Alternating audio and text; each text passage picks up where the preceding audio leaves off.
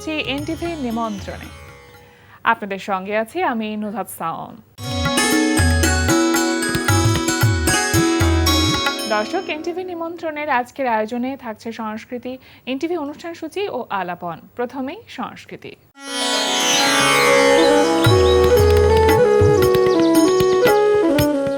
লালমাটিয়ার কলাকেন্দ্রে অনুষ্ঠিত হচ্ছে স্থপতি তানভীর পারভেজের অবগাহী অভিজ্ঞতা স্থাপনা শিল্প প্রদর্শনী। প্রতিদিন বিকেল 4টা থেকে রাত 8টা এই সময়ে প্রদর্শনী চলবে 11 এপ্রিল পর্যন্ত। এবার এনটিভি অনুষ্ঠান সূচি। এবার জানিয়ে দিচ্ছি এনটিভি রাজরাতের বিশেষ বিশেষ অনুষ্ঠানগুলির সময়সূচি। সন্ধ্যা 6:15 থাকছে সমসাময়িক বিষয় নিয়ে অনুষ্ঠান সংবাদ প্রতিদিন।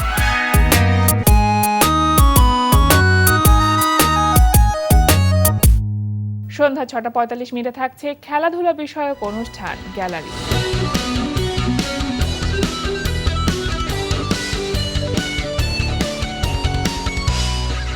রাত 8:20 থাকছে রান্না বিষয়ক অনুষ্ঠান ফুড ক্যারাভান। রাত 9:30 থাকছে শামস করিমের পরিচালনায় ধারাবাহিক নাটক 7 কিলো 1 গ্রাম। চুল পাকিলে লোকে হয় না বুড়ো, আসল প্রেমের বয়স এই তো শুরু। বাবা রে বাবা, ভালো তো দেখি পাংখা গজাইছে তোমাকে। হ্যাঁ, বেশি উড়ন কিন্তু ভালো না, কয়ে দিলাম। একটা কথা কি জানো, পিপিলিকার পাখা গজায় মরিবার তরে। রাত 11:30 সরাসরি সম্প্রচার হবে টক শো এই সময়।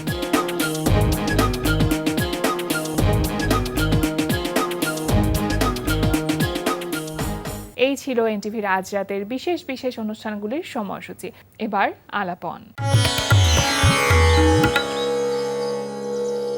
প্রিয় দর্শক, আমাদের আলাপনের আজকের অতিথি অভিনেত্রী মিম চৌধুরী। শুভ সকাল। শুভ সকাল। কেমন আছো মিম? ভীষণ ভালো আছি, তুমি কেমন আছো? আমি খুব ভালো আছি, তোমাকে পেয়ে খুবই ভালো লাগছে। আসলে তোমার সাথে গল্প করতে গেলে অনেক গল্প হয়, সুতরাং সেই গল্পের প্রভাব আমাদের কাছে মনে হয় আমাদের আড্ডাতেও পড়ে। একদম।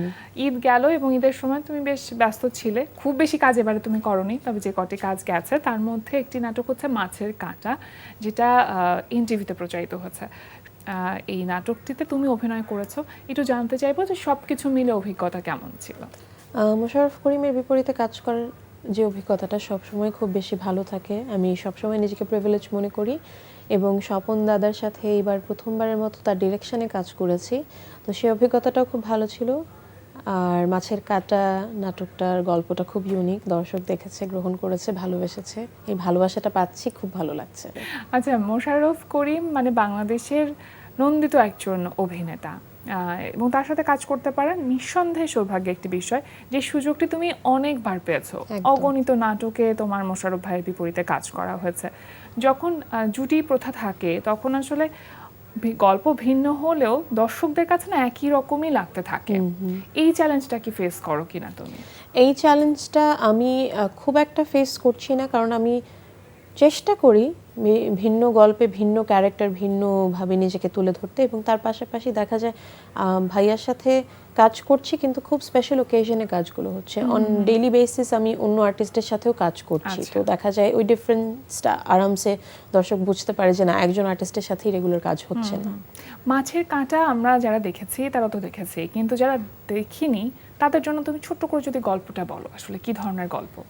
মাছের কাঁটা আসলে খুব একটা মজার গল্প, এটাকে খুব সিরিয়াস কিছু আমরা বলতে পারবো না। মাছের কাঁটা গলায় আটকে যায় এবং সেটা কিভাবে উত্তোলন করে নিয়ে আসা হয় সেটা নিয়েই ঘটনা। তো খুব মজার একটা গল্প, অনেক মানুষ রিলেট করতে পারবে। শ্বশুর বাড়ির ঝুটঝামেলা আছে এখানে, বাবার বাড়ির ভালোবাসা আছে, এবং একটা মেয়ের তার স্বামীর প্রতি ভালোবাসা, রাগ, অভিমান, তাদের দুজনের যে প্রেম, সেটা খুব সুন্দর করে ফুটিয়ে তুলেছে নাটকে। মানে দাম্পত্য জীবনের যে টানাপোড়েন বলি, মজার বিষয়গুলো বলি, সে সবকিছু উঠে এসেছে, বা বাস্তবতা বলি, সবকিছু। শুটিং কোথায় হয়েছে? শুটিং হয়েছে ঢাকার বাইরে, গাজীপুর পুবাইল, ওখানেই শুটিং হয়েছে আমাদের। কতদিন শুটিং করেছো? এটা আমাদের শুটিং ছিল 2 দিন। আচ্ছা, মানে শুটিং সময় তো অনেক রকম মজার ঘটনা ঘটে। হ্যাঁ, একদম। এই নাটকে আমাদের সবচেয়ে মজার ঘটনা ছিল হচ্ছে প্রথমে একটা সিন আছে যে আমরা কাদা পাড়াতে পাড়াতে আসছি। আচ্ছা, আমরা যে লোকেশনে শুট করি ওখানে হচ্ছে অ্যাকচুয়ালি বৃষ্টিতে একদম এই পর্যন্ত কাদা হয়ে গেছে, এবং তারপরে ওখানে তাৎক্ষণিকভাবেই চিন্তা করা হলো যে প্রথমে ছিল ভ্যানে করে আসবো, ভ্যান থেকে নেমে আমরা ওখানে কাদা পাড়ায় আসতেছি, মোশাররফ ভাইও আমার হাত ধরা, এবং আমরা দুজন প্রে করছি যে আমরা পড়ে যেতে না যাই, পড়ে গেলে সেকেন্ড টাইম শটটা দিতে পারবো না। এবং কাদাটা এত স্লিপারি ছিল, সাথে আবার একটা লাগেজ হাতে, খুব মানে শট দিচ্ছি আর দুজন চিন্তা করছি পড়ে গেলে শেষ, পড়ে গেলে শেষ, পড়ে গেলে শেষ। খুব মজার একটা বিষয়। পরে সেটা কি ওয়ান টেকে মানে নেওয়া হয়েছে? হ্যাঁ, ওটা পরবর্তীতে আমরা পড়ে যাইনি, সো সেকেন্ড একটা টেক আমরা সেফটির জন্য নিয়ে রেখেছিলাম, বা এনি চান্স যদি কোনো কিছু লাগে। এখন পর্যন্ত তোমার দেওয়া মানে এনজি শট সর্বোচ্চ কতবার হয়েছে? আমার এনজি শট, আমি আচ্ছা এটা খুব মজার একটা প্রশ্ন, আমি এখন চিন্তা করে দেখলাম আমি টেকনিক্যাল কোনো ইস্যু ছাড়া আমি এনজি শট মানে কখনো তোমার জন্য দেইনি, হয়নি, তোমার না। ভুলের জন্য কখনো না। হয় না এনজি শট? সবাই বলে যে আমার মেমরি খুব শার্প, আসলে আমি একটা জিনিস যখন পড়ি সেটা যদি ঠান্ডা মাথায় বুঝে নিতে পারি, আমার পরবর্তীতে সেটা নিয়ে আর কোনো অসুবিধা হয় না। সো ডায়লগের দাড়ি কমা, নিজের ডায়লগ, কোয়ার্টিস্টের ডায়লগ, কোথায় কি অ্যাক্টিভিটি, সব আমার মুখস্থ থাকে। আচ্ছা, তোমার হচ্ছে ইম্প্রোভাইজেশন করার ক্ষমতা কতটুকু, মানে যখন তুমি সেটে থাকো?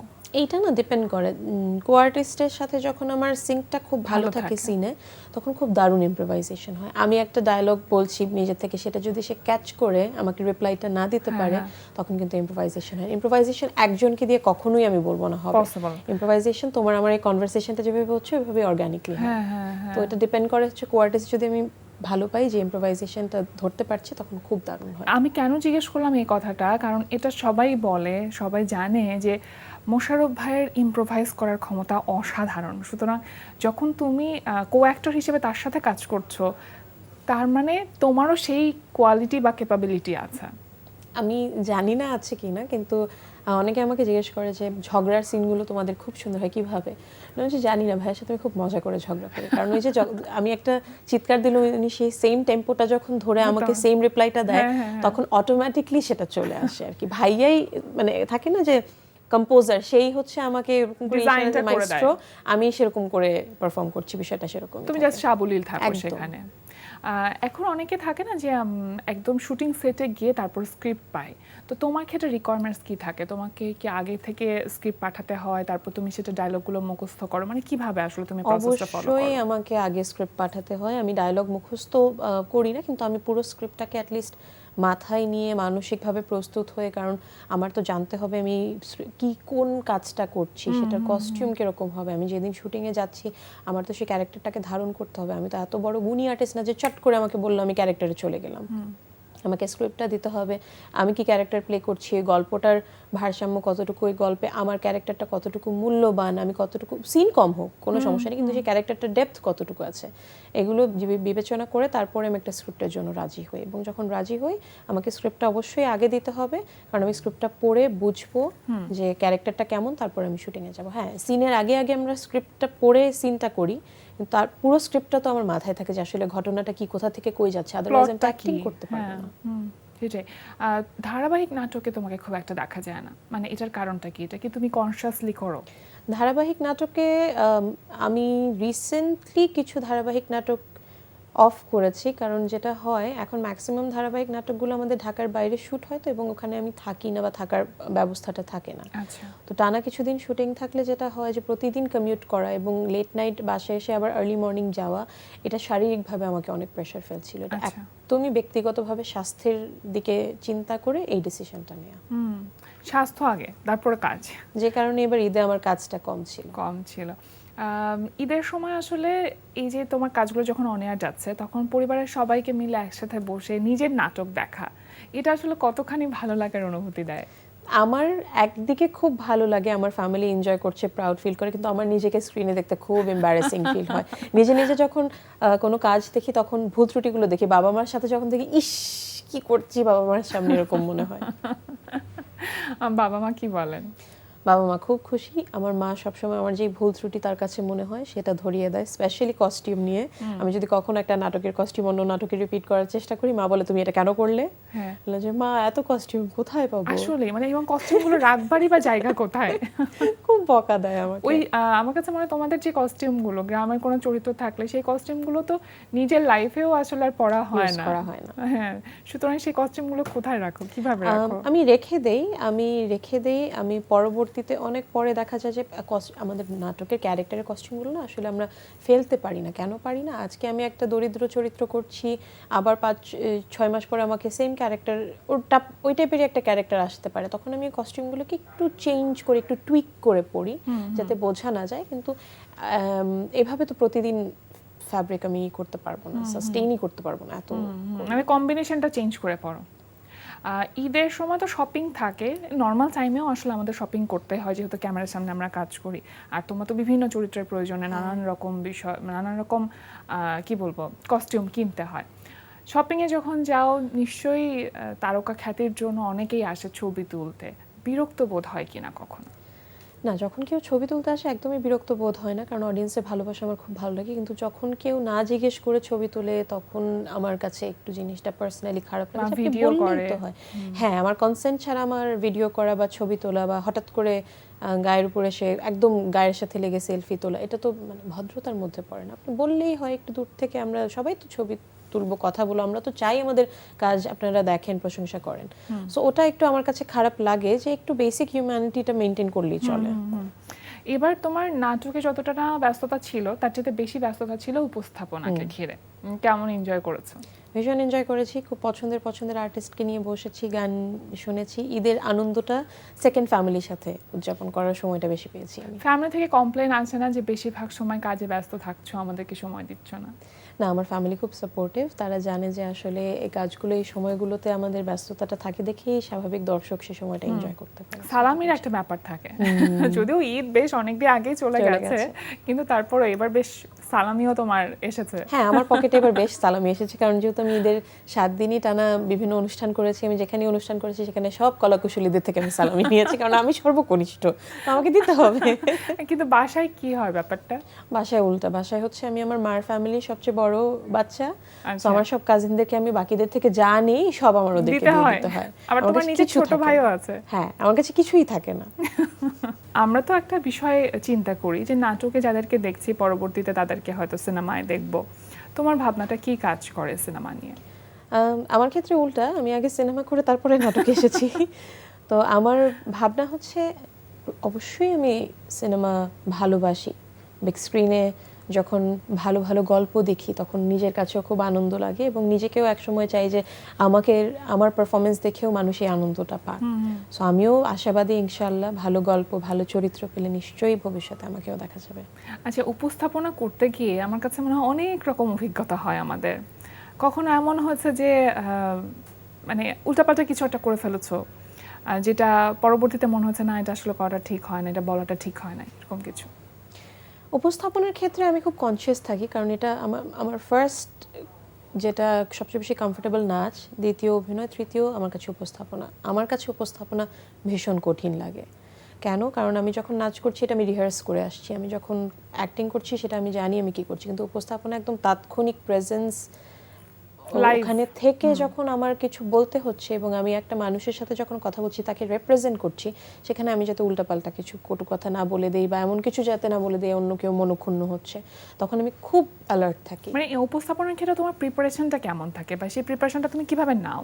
উপস্থাপনার ক্ষেত্রে যদি এরকম বিভিন্ন শোয়ের উপর ডিপেন্ড করে, মিউজিক্যাল শো হলে কি ধরনের গান হচ্ছে সেটার উপর একটু রিসার্চ করে নেই, তারপরে কে আসছে তার সাথে আমার আসলে আগের প্রিভিয়াস পরিচয় আছে কি, না থাকলে ভালো, না থাকলে তার সাথে নিজে থেকে একটু পরিচয় হয়ে নেওয়া, কথা বলে নেওয়া, তাকে একটু আলাদা করে জানার চেষ্টা করা, সেটা। তারপরে এরকম যখন সাক্ষাৎকারগুলো হয় তখন যে কো আর্টিস্ট থাকে বা যে আমার গেস্ট থাকে তার সাথে আমি ওইভাবে একটু কথা বলে জিজ্ঞেস করে নিই যে কোনটা বললে কোনটা স্বাচ্ছন্দ্য হবে, কি তাকে যতটুকু সুন্দর করে আমি রিপ্রেজেন্ট করতে পারি। তো আমি খুব চেষ্টা করি অ্যালার্ট থাকার। এবার একটু নাচ সম্পর্কে জানতে চাইবো। নাচের প্র্যাকটিসটা কি বাসায় করা হয়, যে মানে যখনই তুমি একটু ফ্রি থাকো, অবসরটা থাকে?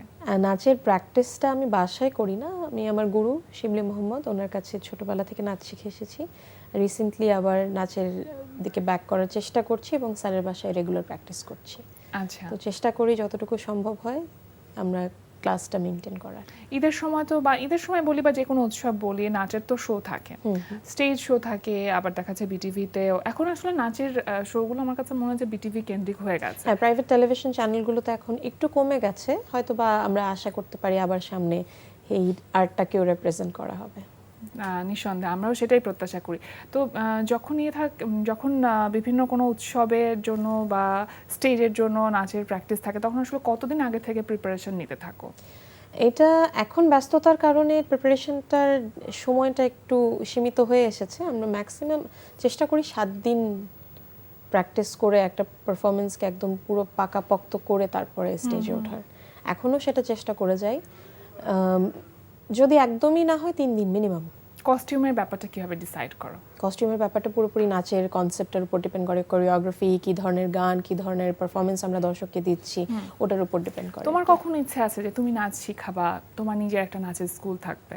দেখা যাচ্ছে যখন আমরা নিজেরা ক্লাস করি তখন আমাদের ছোটদেরকে অ্যাসিস্ট করার একটা থাকে। আমি বেশ কিছুদিন এরকমভাবে অ্যাসিস্ট করেছি, কিন্তু নিজস্ব নাচের স্কুল নিয়ে কোনো আমার এখনো চিন্তা ভাবনা নেই।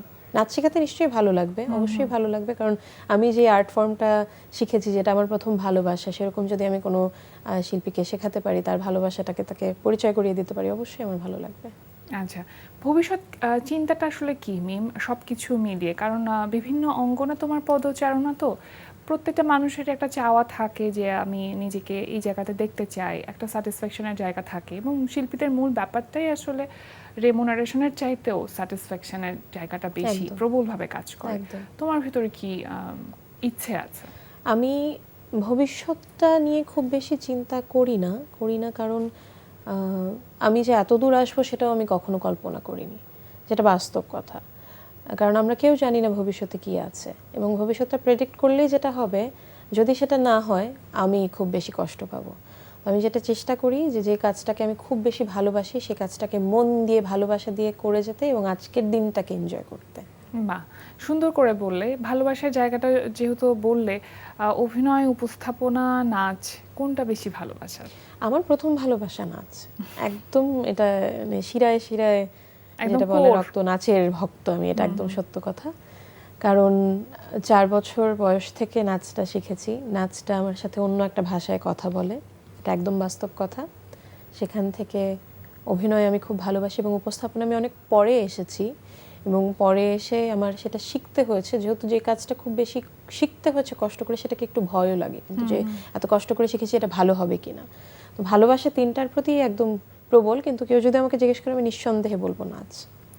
যখন তোমার কাজগুলো তোমার ফ্যামিলি দেখে বা ফ্রেন্ডস দেখে, তোমার সবচেয়ে বড় সমালোচক কে তোমার কাজের? আমার মা, একদম আমার সবচেয়ে বড় সমালোচক আমার মা। মানে ভালোটা বলেন না খারাপটা বলেন, আন্টি কোনটা?